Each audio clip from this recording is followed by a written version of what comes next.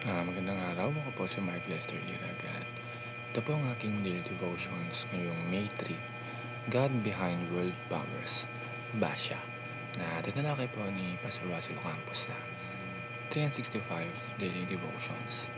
Ang Bible verse ngayong araw ay galing sa 1 Kings chapter 15.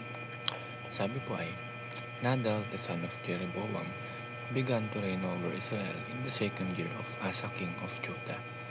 And he reigned over Israel 2 years.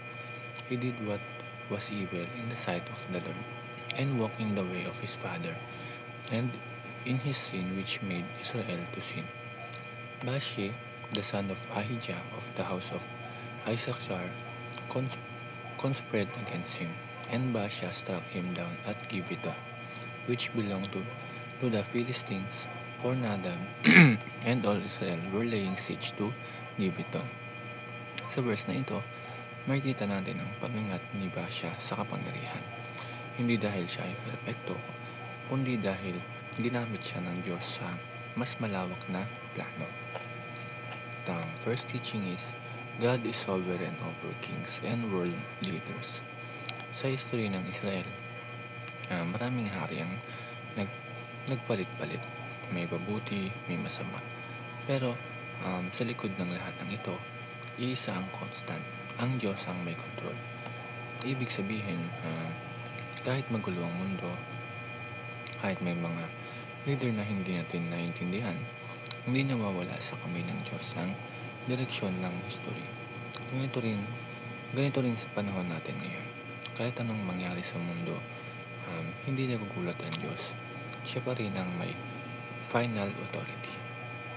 Ang second teaching, God uses evil people to punish evil people. Sa kwento ni Baasha, ginamit siya ng Diyos para magdala ng judgment sa house ni Jeroboam. Hindi ibig sabihin na tama ang ginagawa ni Baasha, pero ipinapakita nito na kahit ang masamang tao ay pwedeng gamitin ng Diyos para may sakutuparan ang kanyang justice.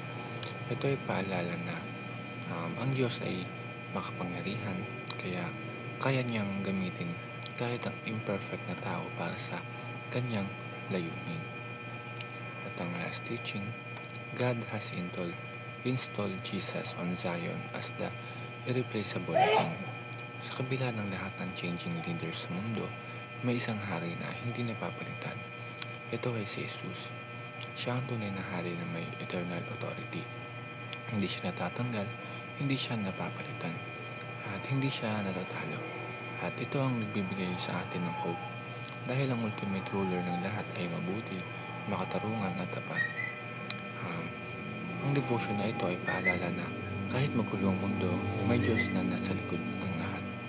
So ngayong araw, kung may mga bagay kang hindi maintindihan sa mga balita, sa leadership o sa nangyayari sa paligid mo, tandaan natin ito. God is in control. At ang tunay na security natin ay hindi sa tao, kundi sa hari na hindi nagbabago. Yun lamang.